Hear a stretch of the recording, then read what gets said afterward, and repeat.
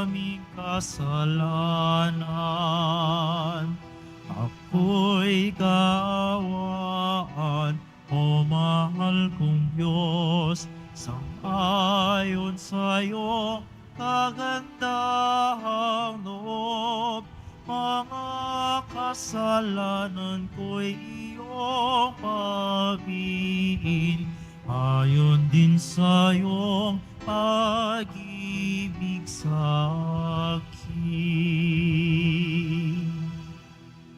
Sa ngala ng Ama at ng Anak at ng Espiritu Santo. Amen. Ang pagpapala ng ating Panginoong Hesukristo, ang pag-ibig ng Diyos Ama, at ang pakikipagkaisa ng Espiritu Santo, naway sumainyong lahat. At sumayo rin. Mga kapatid, sa sandali ng katahimikan, aminin natin ang ating mga nagawang kasalanan at ihingi ng tawad ang mga ito upang tayo'y maging marapat gumanap sa banal na pagdiriwang.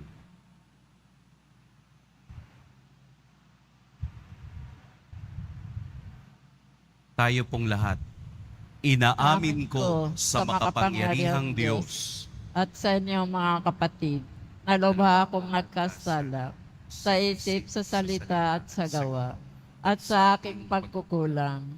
Kaya sinasama ko sa mahal na Birheng Maria, sa lahat ng mga anghel at mga banal, at sa inyong mga kapatid, na ako'y panalangin sa Panginoong ating Diyos. Kaawaan tayo ng makapangyarihang Diyos, patawarin tayo sa ating mga kasalanan, at patnubayan tayo sa buhay na walang hanggan. Amen. Panginoon, kaawaan mo kami. Panginoon, kaawaan mo kami. Kristo, kaawaan mo kami. Kristo, kaawaan mo kami. Panginoon, kaawaan mo kami. Panginoon, kaawaan mo kami. Manalangin tayo. Ama naming makapangyarihan, puspusin mo kami ng iyong kagandahang loob upang sa pagmamalabis kami laging tumalikod at sa mga utos mo kami naway makasunod sa iyong patnubay at pagtataguyod. Sa pamamagitan ni Hesukristo, kasama ng Espiritu Santo, magpa sa walang hanggan. Amen. Magsiupo muna ang lahat. Pagbasa mula sa aklat ni Propeta Esaias. Ito ang sinabi ng Panginoon. Israel, manumbalik ka sa Panginoon na iyong Diyos. Ang pagbagsak mo ay bunga ng iyong kasamaan.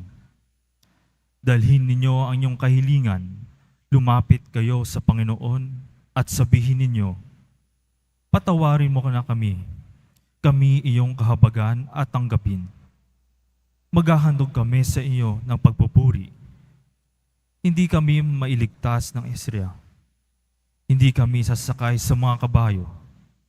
Hindi na namin tatawagin Diyos ang mga larawang ginawa lamang ng aming mga kamay. Sa iyo lamang makakatagpo ng awa ang mga ulila. Sabi ng Panginoon, patatawarin ang aking bayan, mamahalin ko sila ng walang katapusan, sapagkat mapapawi na ang aking galit. Ako'y matutulad sa hamog na magpapasariwa sa Israel, at mamumulaklak siyang gaya ng liryo. Mag-uugat na tulad na matibay na punong kahoy. Dadami ang kanyang mga sanga, gaganda siyang tulad ng puno ng olibo. At halimuyak gaya ng Libano.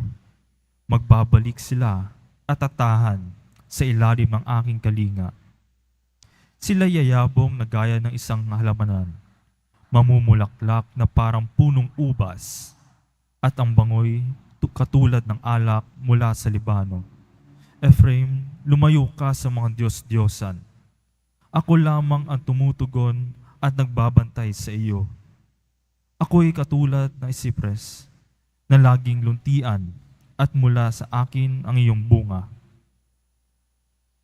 Ang mga bagay na ito'y dapat unawain ng mga tatalino at gawing mabatid na marunong. Matuwid ang mga daan ng Panginoon at doon tumatahak ang mabubuti ngunit madarapa ang mga ngahas at sumuway. Ang salita ng Diyos. Salamat sa Diyos.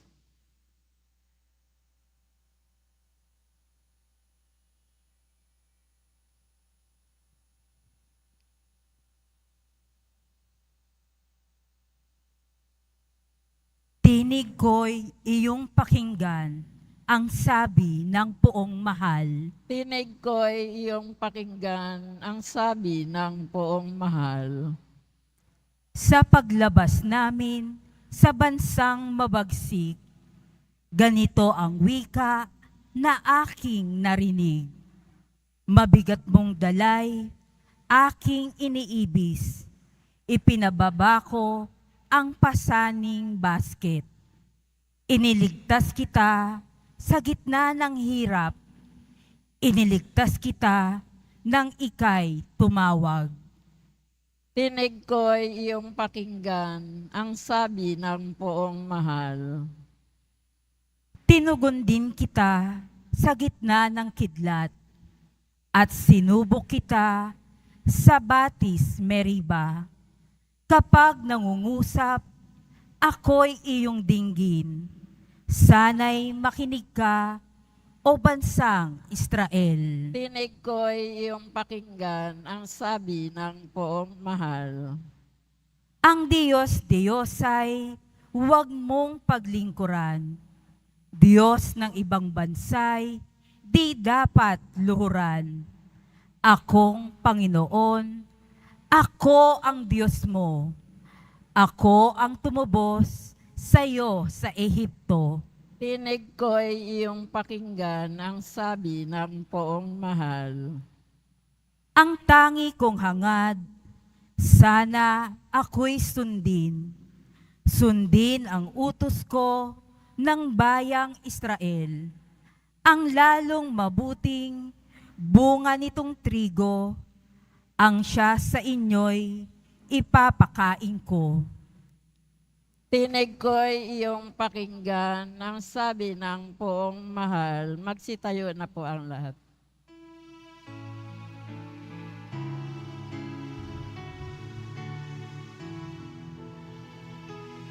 Nagpupuri kami sa'yo, Panginoong Hesu Kristo. Nagpupuri kami sa'yo, Panginoong Hesu Kristo. Sinabi na kong mahal, kasalanan ay talikdan, pagsuway ay pagsisihan, maghahari ng lubusan ang poong Diyos na may kapal.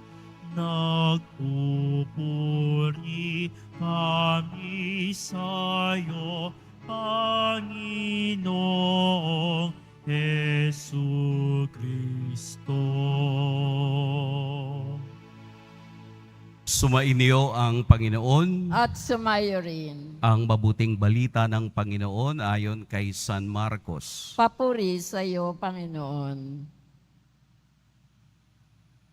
Noong panahong iyon, lumapit ang isa sa mga eskriba kay Jesus at tinanong siya, "Alin pong utos ang pinakamahalaga?" Sumagot si Jesus, "Ito ang pinakamahalagang utos. Pakinggan mo, Israel, ang Panginoon na ating Diyos, siya lamang ang Panginoon.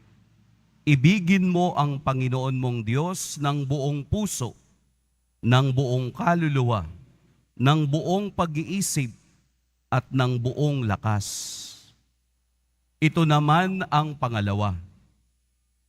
Ibigin mo ang iyong kapwa gaya ng iyong sarili. Wala nang ibang utos na hihigit pa sa mga ito. Tama po, guro, wika ng eskriba. Totoo ang sinabi ninyo. Iisa ang Diyos at wala nang iba liban sa Kanya. At ang umiibig sa Kanya ng buong puso, buong pag-iisip at buong lakas, at ang umiibig sa kapwa gaya ng kaniyang sarili, ay higit na mahalaga kaysa magdala ng lahat ng handog na susunugin at iba pang mga hain. Nakita ni Jesus na matalino ang kaniyang sagot, kaya't sinabi niya, malapit ka nang mapabilang sa mga pinaghaharian ng Diyos. At wala nang nangahas magtanong kay Jesus mula noon. Mga kapatid, ang mabuting balita ng Panginoon. Pinupuri ka namin, Panginoong Hesukristo. Magsiupo muna tayong lahat. Magandang umaga po sa lahat. Atin pong purihin at dakilain ang ating Poong Jesus Nazareno. Ang palakpak na iyan ay hindi para sa ating sarili, kung hindi para sa Diyos, para sa Kaniyang walang hanggang awa at pagmamahal sa araw-araw ng paglalakbay ng ating buhay ay Kaniyang ibinibigay. Napakaganda ng Ebanghelyo. Isang Ebanghelyo na para bang gusto mo naroon ka doon mismo sa pag-uusap ni Jesus at ng isang eskriba. Yung kanilang sagutan ay napakaganda, nakakagaan ng loob. Pero kung titingnan nating mabuti, hindi ito para sabihin, kung hindi para subukin kung ano ang alam ni Jesus sa kasulatan. Kung papaanong ang buhay ni Jesus noong siya ay nasa ministry, nung siya ay nagpapahayag ng mabuting balita, ay palaging nakatuon kung ano ang gusto ng Ama. Kaya sa dalawang pinakamahalagang utos, dito iikot, dito mag-uumpisa, at dito matatapos ang ating pagiging Kristiyano. Na kung tutuusin, ang Ebanghelyo ay isa ng humiliya sa kaniyang sariling pagkakakilanlan. Wala nang pwede pang ipaliwanag. Wala nang pwede pang sabihin kung ano ang tama at kung ano ang mali. Straight, diretso mula sa bibig ni Jesus ang ating Poong Nazareno kung ano ang dapat sundin ng mga Kristiyano. Ang una at ang ikalawang pinakamahalagang utos. Kung inyong papansinin, ang unang utos na ibigin mo ang Panginoong mong Diyos ng buong puso, ng buong kaluluwa, ng buong lakas, ay nakatuon sa Diyos. Kung papaanong ang ating relasyon sa Diyos patungo sa Kanya ay binibigyan ng kulay ng mga salitang ito. Buong puso, sapagkat sinimulan sa puso dahil ang puso ang sentro ng buhay moral ng tao. At ang ikalawang utos ay sumisimbolo sa kapwa na tayong lahat bilang anak ng Diyos ay pantay-pantay sa kaniyang paningin. Kung ang isa ay special, tayong lahat ay special sa Kaniya. Sabi nga po ni Mother Teresa of Calcutta, kung mararamdaman lang natin kung gaano ka-in love ang Diyos sa atin. Ang ganda nung sabi niya, ang ganda nung salita niya, ang mga pangungusap niya. Kung mararamdaman lamang ng bawat isa, kung gaano ka-in love ang Diyos sa atin, no? Ang Diyos ang in love sa atin. Siguro araw-araw, yun daw pag-ibig na yun ang gusto mong maranasan. Just imagine na kahit anong estado ng ating buhay, ang Diyos in love sa atin. Bakit? Dahil alam niya na ang bawat isa ay special sa Kanya. Kaya kung tayo'y nagmamahal sa Diyos at magmamahal sa kapwa,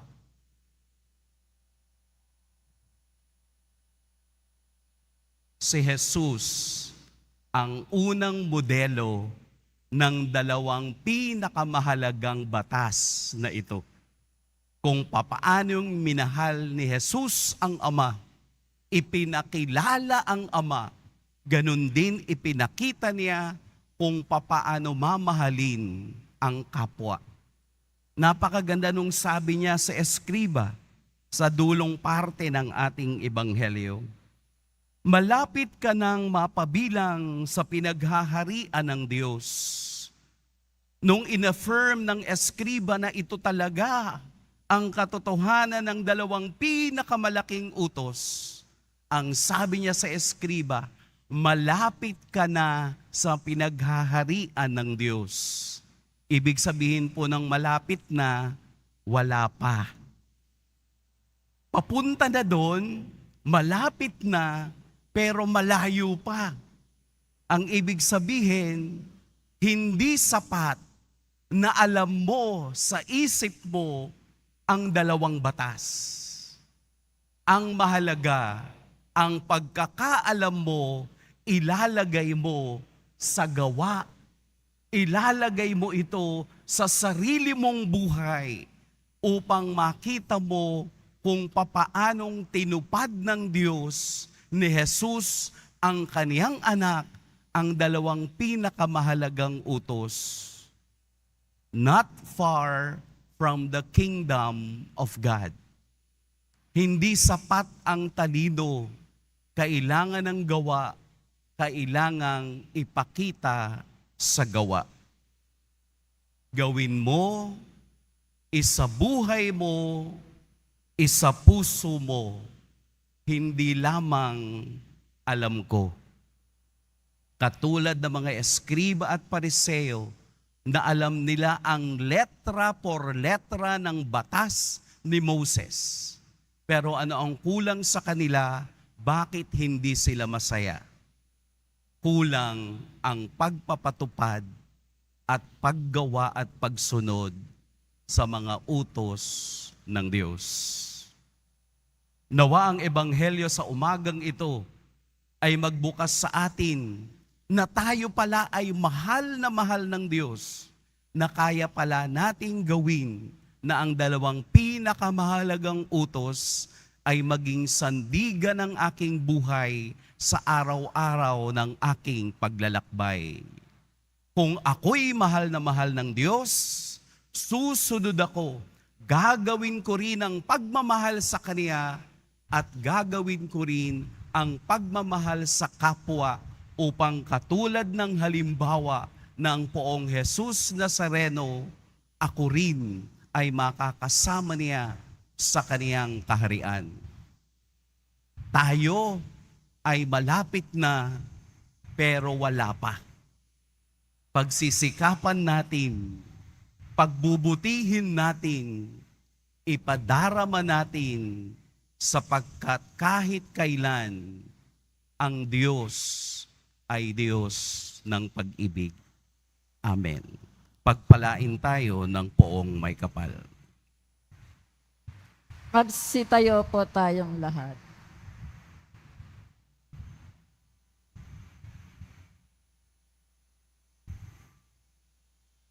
Minamahal kong mga kapatid, manalangin tayo sa Diyos Ama na pukawin ng kaniyang pag-ibig.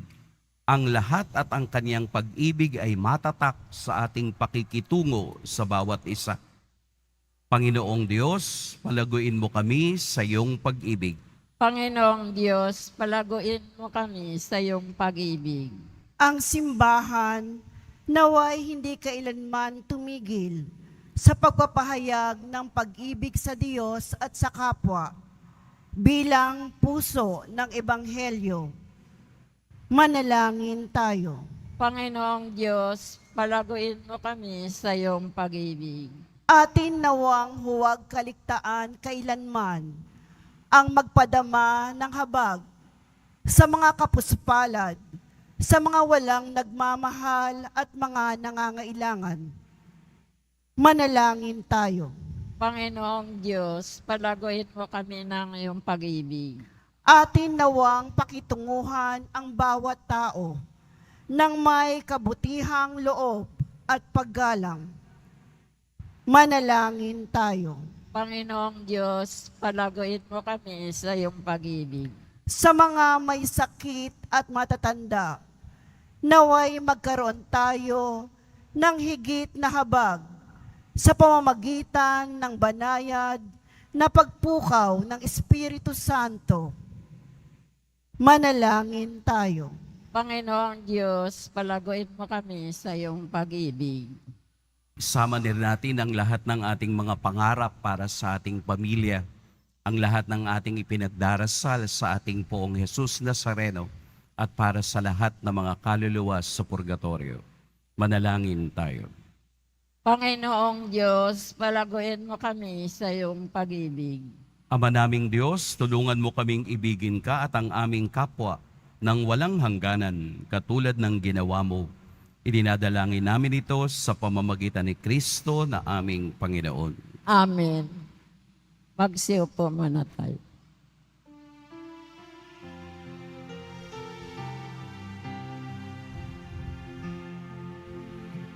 Sa pagsunod sa utos mo, nalulugot akong labis, di masukat ang galak ko, pagkat aking iniibig. Sa'yo, Ama, aming handog ang tinapay at alak na ito, handog ng iyong bayang sumasamot, humihingi ng patawad mo.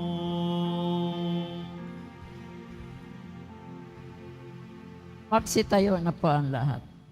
Manalangin kayo mga kapatid upang ang paghahain natin ay kalugdan ng Diyos amang makapangyarihan. Tanggapin nawa ng Panginoon itong paghahain sa iyong mga kamay sa kapurihan niya at karangalan sa ating kapakinabangan at sa buong sambayanan niyang banal. Ama naming lumikha, tunghayan mo ang mga alay na itinalaga namin sa iyo upang kalugdan mo ang mga inihahain naming ito at kami laging dulutan nito ng pagliligtas mo sa pamamagitan ni Hesukristo kasama ng Espiritu Santo magpa sa walang hanggan. Amen. Sumainyo ang Panginoon. At sumayo rin. Itaas sa Diyos ang inyong puso at diwa. Itinaas na namin sa Panginoon. Pasalamatan natin ang Panginoong ating Diyos. Marapat na siya ay pasalamatan. Ama naming makapangyarihan, tunay ngang marapat na ikaw ay aming pasalamatan sa pamamagitan ni Hesukristo na aming Panginoon. Sa aming kusang pagtitiis ng hirap, tinutulungan mong aming maitumpak ang kinamihas ng pagsalungat sa pananagutang iyong iniatas. Sa aming pagtulad sa anak mong mahal na nagpakasakit para sa tanan, ang pagsisikap namin iyong kinalulugdan at ang pagpapakabuti namin iyong ikinararangal. Kaya kaisa na mga anghel na nagsisiawit ng papuri sa iyo nang walang humpay sa kalangitan, kami nagbubunyi sa iyong kadakilaan.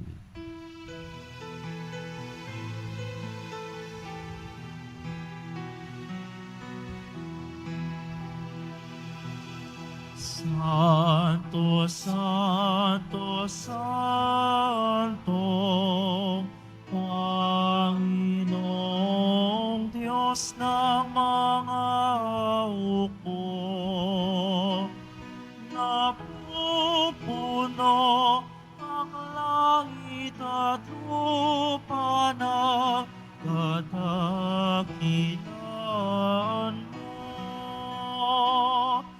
Hosana sa kaitaasan,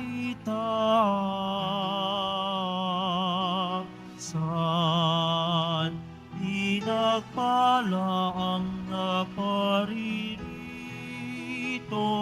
sa ngalan ng Panginoon. Hosana sa kaitaasan.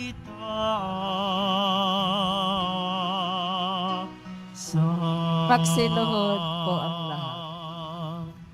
Ama naming banal, ikaw ang bukal ng tanang kabanalan. Kaya't sa pamamagitan ng iyong Espiritu, gawin mong banal ang kaloob na ito upang para sa amin maging katawan at dugo ng aming Panginoong Heso Kristo. Bago niya pinagtiis ang kusang loob na maging handog, hinawakan niya ang tinapay, pinasalamatan kaniya, pinaghati-hati niya iyon, iniabot sa kaniyang mga alagad at sinabi, "Tanggapin ninyong lahat ito at kanin, ito ang aking katawan na ihahandog para sa inyo."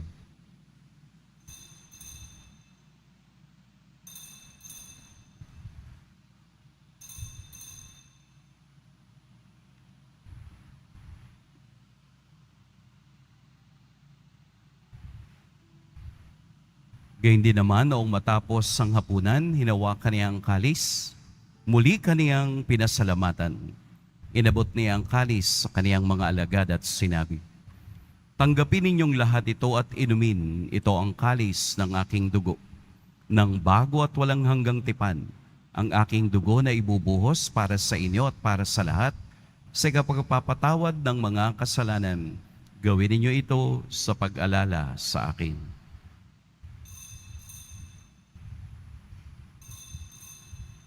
Magsitayo na po ang lahat.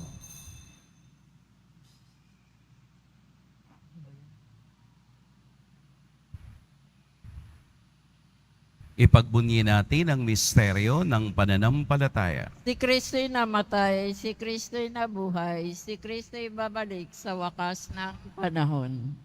Ama, ginagawa namin ngayon ang pag-alala sa pagkamatay at muling pagkabuhay ng iyong anak.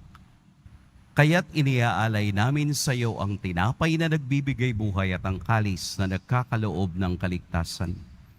Kami nagpapasalamat dahil kami iyong minarapat na tumayo sa harap mo para maglingkod sa iyo.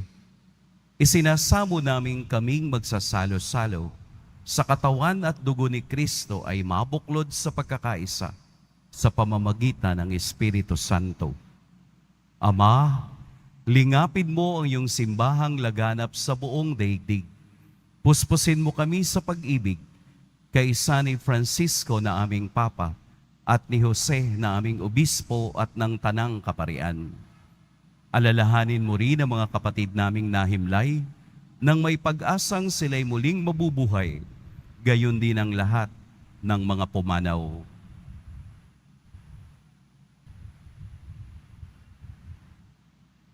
Kaawaan mo sila at patuloyin sa iyong kaliwanagan. Kaawaan mo at pagindapating kaming lahat na makasalo sa iyong buhay na walang wakas. Kaisa ng mahal na Birheng Maria na ina ng Diyos, ng kabiyak ng puso niyang si San Jose, kaisa ng mga apostol ni San Juan Bautista, at ng lahat ng mga banal na namuhay dito sa daigdig ng kalugod-lugod sa iyo, maipagdiwang nawa namin ang pagpupuri sa ikararangal mo sa pamamagitan ng iyong anak na aming Panginoong Heso Kristo.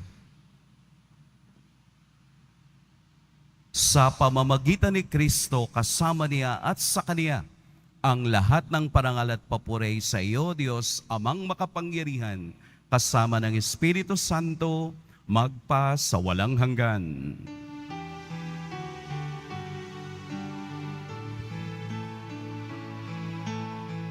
Amen. Amen. Amen.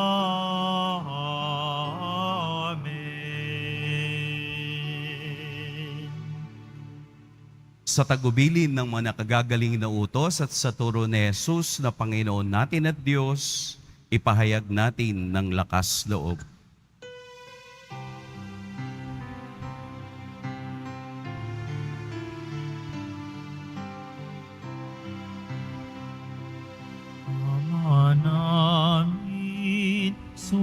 nasa langit ka.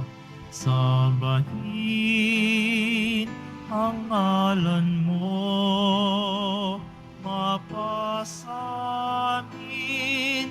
ang kaharian mo, sundin ang loob mo, dito sa lupa para nang sa langit. Bigyan mo kami ngayon ng aming kakanin sa araw-araw, at patawarin mo kami sa aming mga sala para ng pagpapatawad namin sa nagkakasala sa amin, at huwag mo kaming ipahintulot sa tukso, at yadya mo kami sa lahat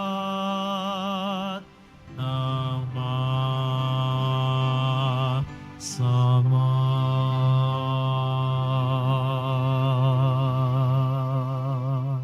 Hinihiling namin kami iadya sa lahat ng masama.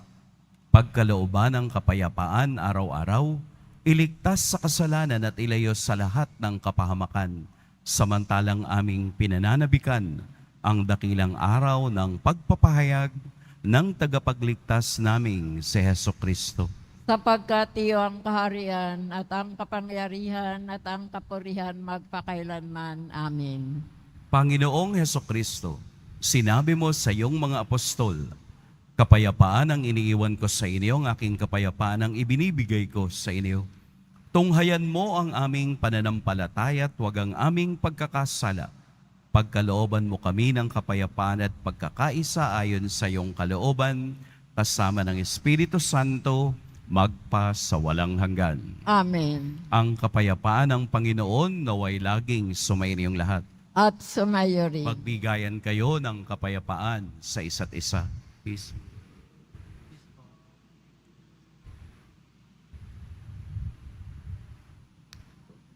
Kordero ng Diyos na nag-aalis ng mga kasalanan ng sanlibutan, maawa ka sa amin. Kordero ng Diyos na nag-aalis ng mga kasalanan ng sanlibutan, maawa ka sa amin. Kordero ng Diyos na nag-aalis ng mga kasalanan ng sanlibutan, ipagkaloob mo sa amin ang kapayapaan. Magsiluhod po ang lahat. Narito si Jesus, ang halimbawa ng dalawang pinakamahalagang utos, ang utos ng pag-ibig. Ito ang kordero ng Diyos, ito ang nag-aalis ng mga kasalanan ng sanlibutan. Mapapalad ang inaanyayahan sa kaniyang piging. Panginoon, hindi ako karapat-dapat na magpatuloy sa iyo, ngunit sa isang salita mo lamang ay gagaling na ako.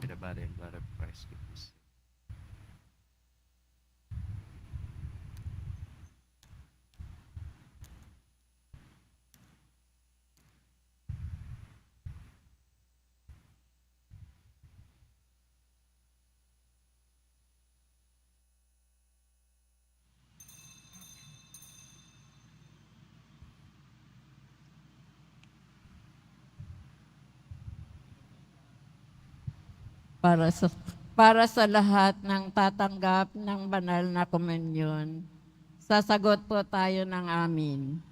Ang pagkasabi ng pari o ng lay minister ng katawan ni Kristo, at isubo agad sa bibig bago umalis sa harapan ng pari o lay minister. Sumunod po tayo.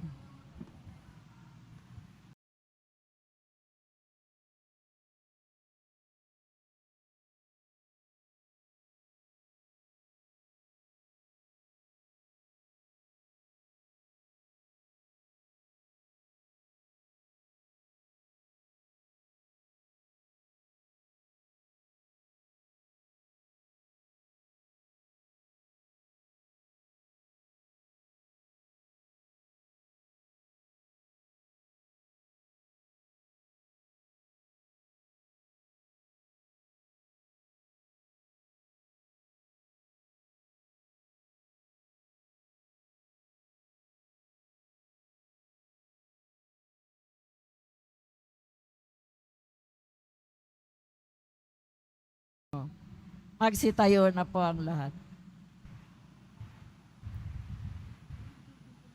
Manalangin tayo.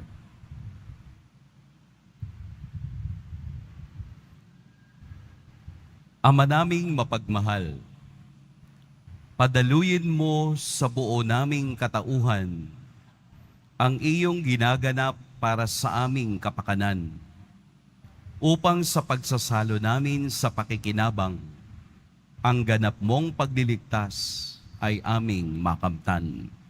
Sa pamamagitan ni Hesukristo, kasama ng Espiritu Santo, magpa sa walang hanggan. Amen. Sumainyo ang Panginoon. At sumayo rin. Imuko kayo para sa pagbabasbas. Mahal na poong Jesus Nazareno, inihayag mo sa pamamagitan ng krus ang walang maliw na pag-ibig ng Diyos sa sangkatauhan.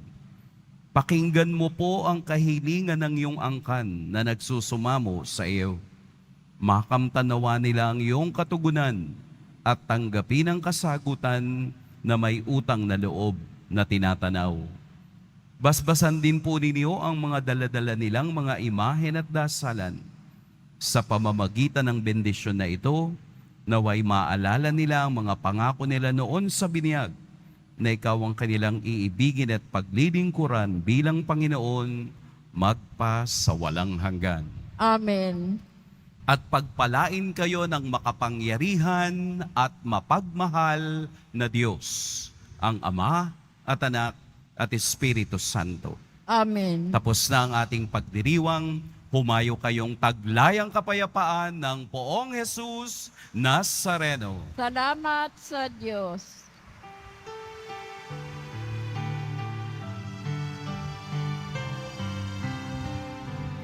Nuestro Padre Jesús Nazareno, sinasamba ka namin, pinipintuho ka namin, aral mo ang aming buhay at kaligtasan. Nuestro Padre Jesus Nazareno, iligtas mo kami sa kasalanan. Ang krus mong kinamatayan ay sagisag ng aming kaligtasan. Nuestro Padre Jesus Nazareno, nilulwalhal ka namin. Nuestro Padre Jesus Nazareno, ninulwalhati ka namin. Nuestro Padre Jesus Nazareno, dinarangal ka namin. Nuestro Padre Jesus Nazareno, nilulwalhati ka namin.